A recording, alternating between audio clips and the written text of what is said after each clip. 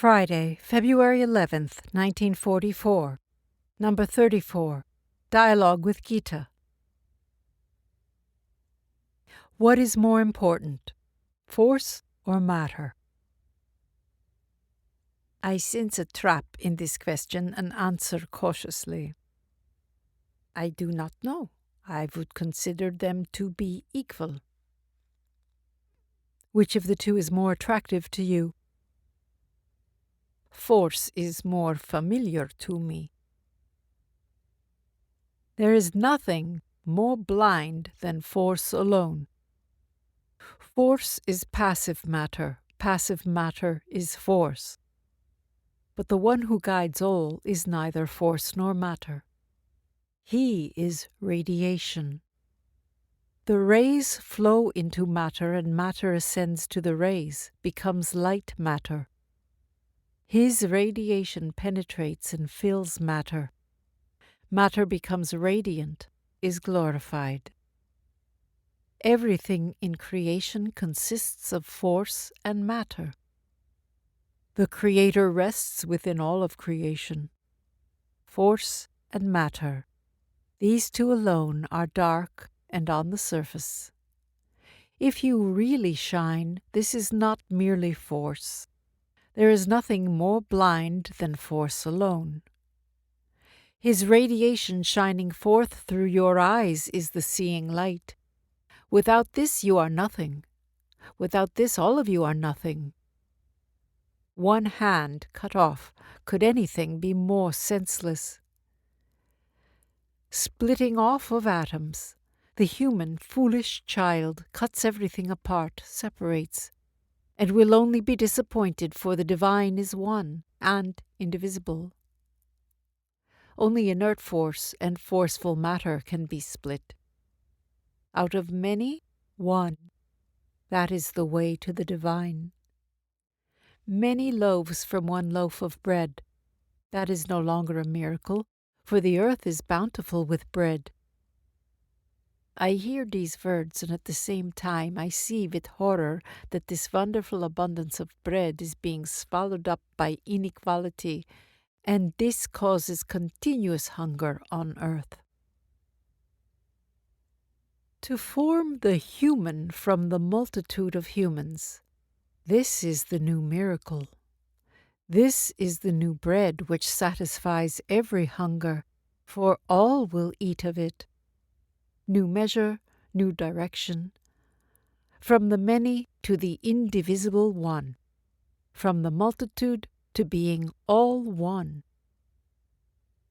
That is enough for today. You no longer grasp the meaning of my words. This is all too true, and I feel despair. Await me with a smile, and with a smile depart from me. Only then can I always be with you. I know that my wavering moods separate me from you. I cannot step into the water, for water evaporates wherever I walk. But water is necessary, as is fire. Your task is to shine, to give fire, and fire is master over water. Is master over all.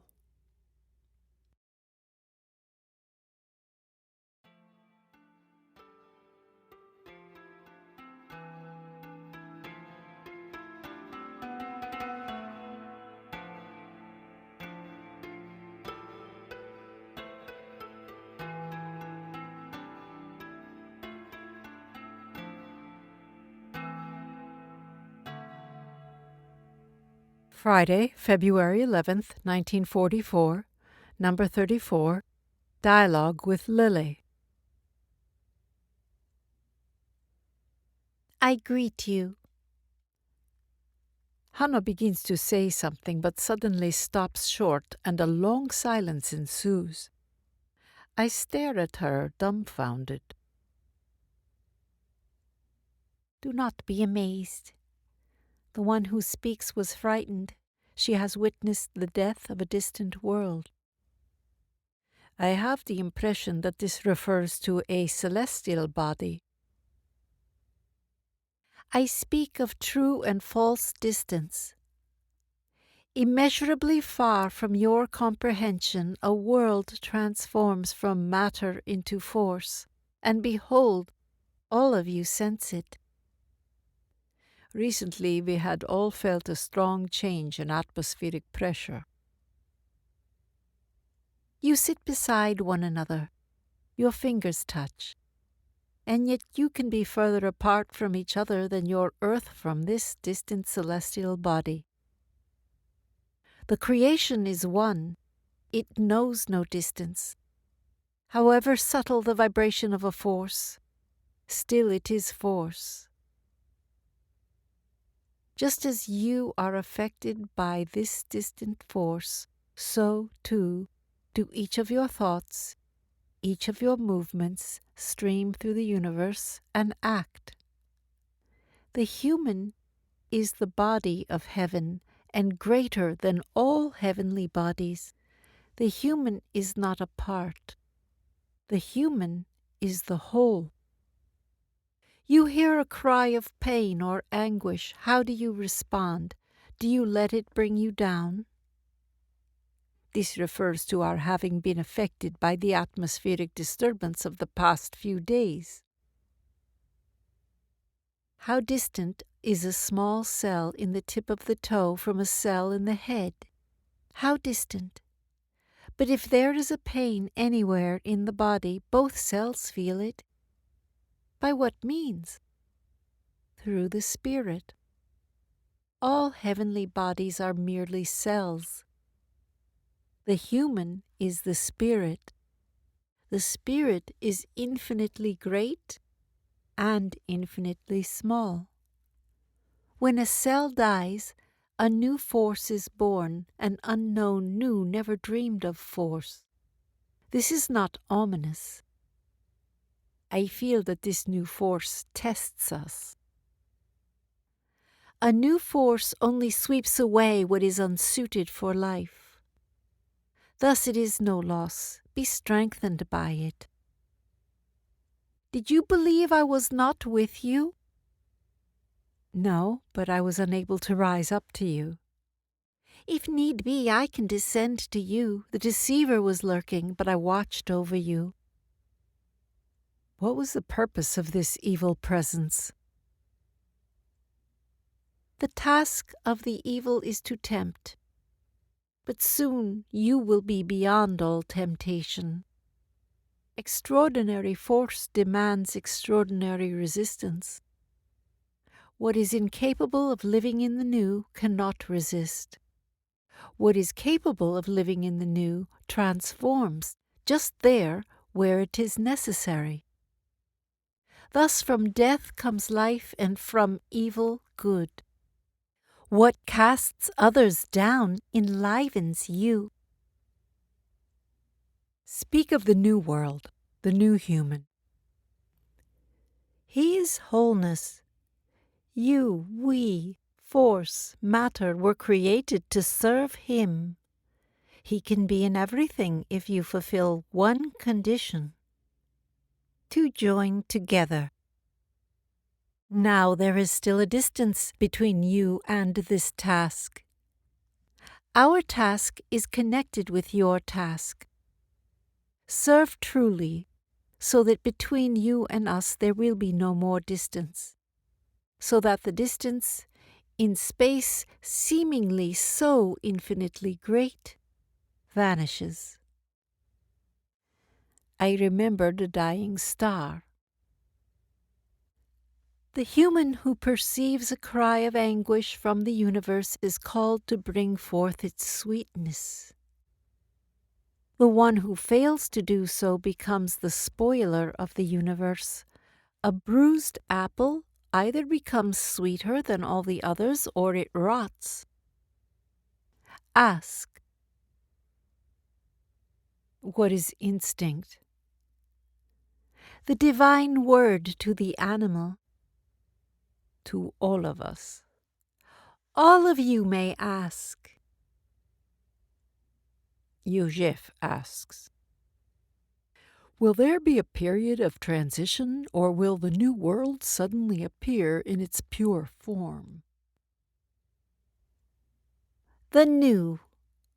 A child is born without parents, sweeps all of the old. Never before seen, never before heard, the child grows. It is still small, but the child is growing. Light is not born out of darkness, but darkness dies with the coming of light. In reality, darkness does not exist. Let us praise the divine.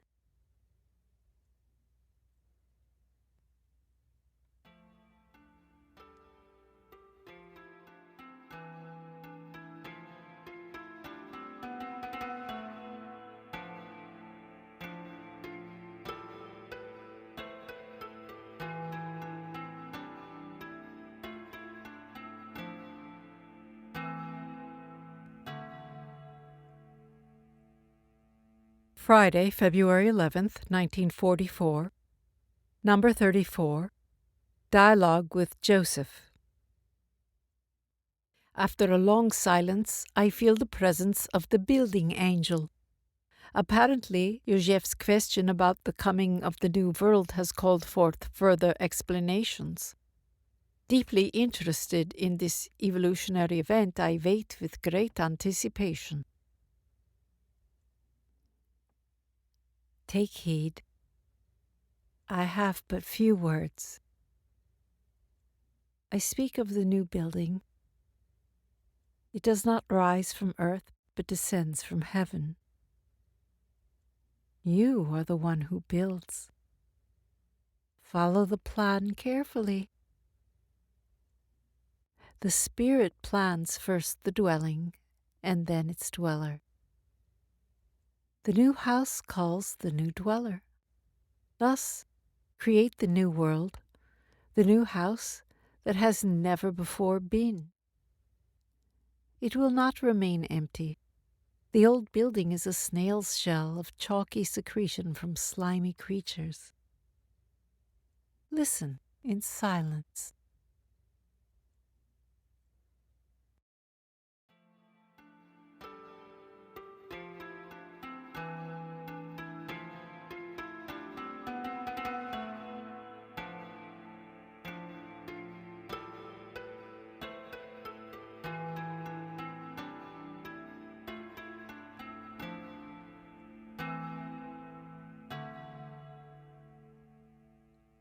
Friday, February 18th, 1944.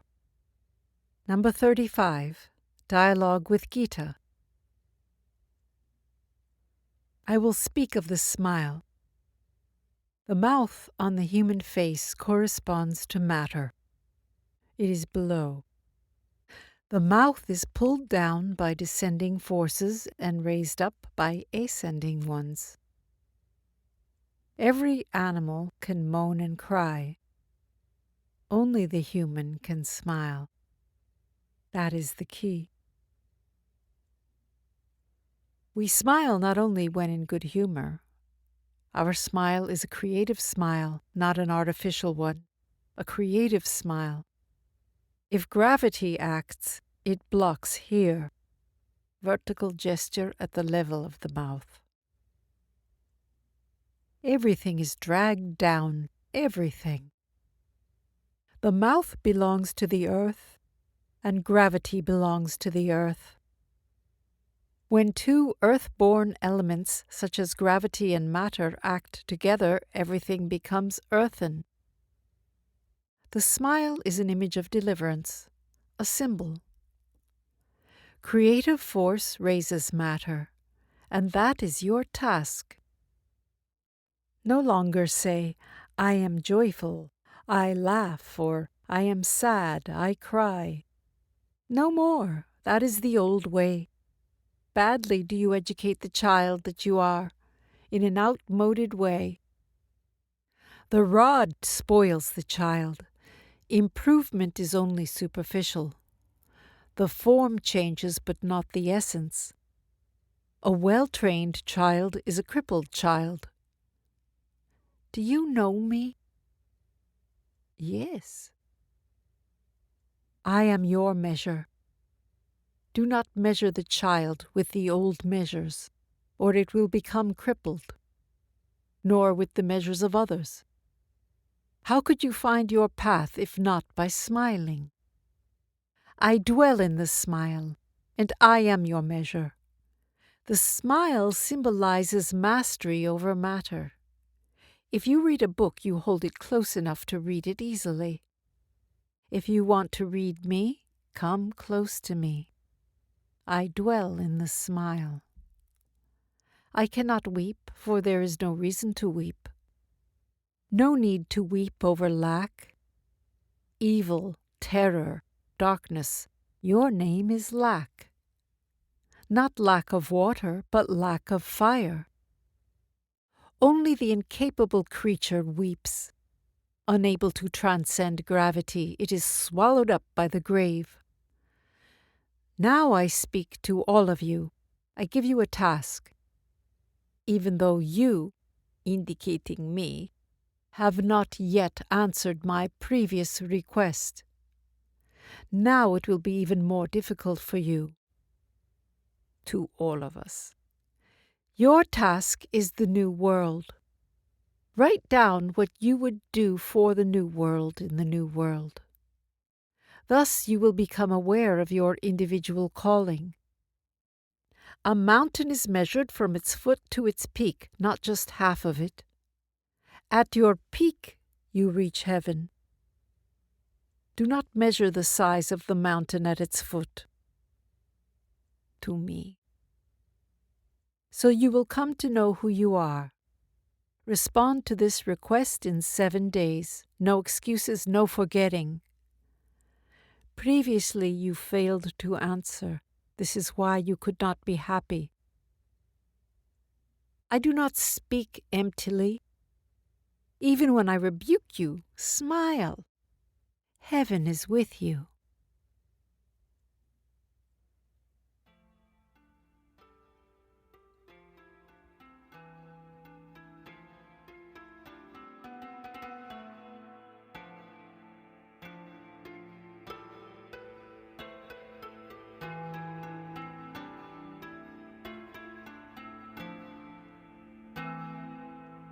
Friday, February 18th, 1944, number 35, Dialogue with Lily. Listen, my beloved. I too speak of the smile. You pass it by, so familiar is it. You are unaware of what it means. The smile is a bridge over the old abyss. Between the animal and what is beyond the animal, there is a deep abyss. The smile is the bridge, not the laugh, not the grin, the smile. Laughing is the opposite of weeping. The smile has no opposite. Listen carefully, my servant. You are the one who helps. The key to all of your acts, to all of your teaching, is the smile. Try it. Smile. See whether your pupils can find the inner smile. Then they will move differently. The smile accomplishes more than any gymnastics. Smile, speech, creativity, attributes of the human being. But beware, for there is also the empty grin, the mask with its falsehood and hypocrisy. A smile is the prayer of every tiny cell, of every one, and it rises up to here. Horizontal gesture at the level of the mouth. It rises above all else. The inner smile is the first condition for becoming human. Have you ever noticed where you actually are when you are unable to smile? You are in the mud up to your neck in the mire, or even to the crown of your head. To smile is so simple, and yet no one is aware of it. Do you know someone who truly smiles? Speak. I can think of no one. Smiling is the first condition for the human. You see what has become of the human race. They have all become clowns. They even abuse the human face, which is sacred.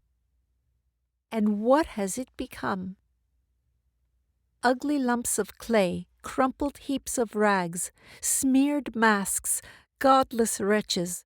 There is only one way out, the smile that no one knows.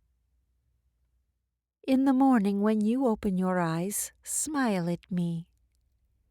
Whenever you begin something such as teaching, smile at me. May everyone try and learn to smile. Observe the true smile. How do you recognize it? The eye is not part of it, only the mouth. I am very surprised to learn that the eye does not participate in the smile. I assume the angel will explain this to us in due time. Speak. What is good behavior? What are good bearings? What do you mean by this? I believe I should be open and respond well to everyone. These expressions refer to something for which there is no word. Behavior and good bearings are questionable expressions. One raises a child to behave well, to have good bearings. This refers to the outer form, not to one's harmony with the inner. When he bears you, then you have no need for good bearings. Then you have no need to learn rules of good behavior. When the human bears alone, behaves, then he is missing, the poor human bearing well and falling as a result. What you seek, you will not find by good bearings. Only what is heavy and inert needs bearing. When he acts through you, then you need not bear, nor bear yourself well. Practice the only true bearing, known as smiling. Then you will open. May this be the solution in all of your acts. When you smile, he bears you. Then you have nothing to fear. Please, speak to me of the hand. The hand means to be formed, to be ready. The tool is ready, readiness. The hand opens, giving. The hand closes into a clawed position, taking. The clawed hand is animal strength. The open hand is ready. My hands are closed without my being aware of it. To me. Your hand is not yet ready. With you, it is neither jealousy nor greed, but lack of self-trust. You do not yet believe that gives through you. You do not yet believe that you are worthy. Be ready. The hand smiles too. Everything smiles. Again to Lily. Ask. Why do we try to accomplish our will rather than thy will be done? Because you ignore the divine will. If you were able to perceive it, then you would not wish to accomplish your own. Divine will is fulfillment. Let us fulfill it. Now only human will is fulfilled, not divine will. The human is the fiercest of all beasts. No animal claw, no lion's clutch is as predatory as the human hand. The one who takes shall be taken from, for the one who takes is not worthy of having hands. The hand is not made for taking. Do you have any more questions? How could the four of us strengthen our unity? By fulfilling your individual task. Your task is the new world. What would you do in the new world for the new world? The sign of your true individuality is to recognize your own unique task.